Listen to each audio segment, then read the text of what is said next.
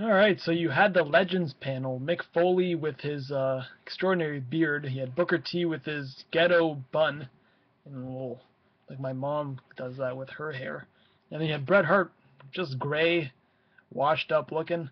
They were about to say something. And Ryback interrupted.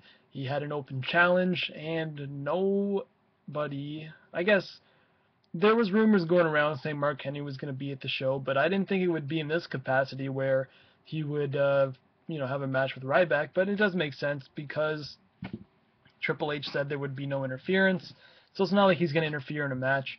So you had Ryback versus Mark Henry, WrestleMania 29 rematch, and it was a it was a match. It wasn't anything special. You saw Mark Henry attempt what the commentators say was a crossbody, but it was more like Ryback ran into him, and as he was falling, he decided to jump up and then land on him. Ryback gave him some great spine busters, but other than that's all I really remember. I just remember a bald head and a big beard.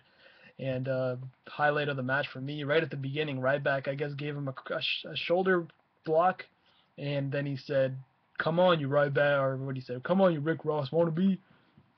So Ryback said to Mark Henry. I guess no one picked it up but me, but commentators hinted, made fun of the Rick Ross look. Ryback said it, so you had Goldberg versus Rick Ross almost, but Ryback's Ryback's inability to win at a pay-per-view continues. I don't know how many pay-per-views in a row this is, but this guy loses, and he loses a lot. So he is like literally the opposite of Bill Goldberg, and people still chant it. I don't know why.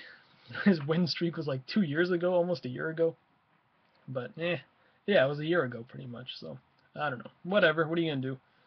Yeah, Ryback loses, Mark Henry wins, and we'll see where it goes. But he looked okay. I guess he's supposed to show he did look like he lost some weight, so good for him.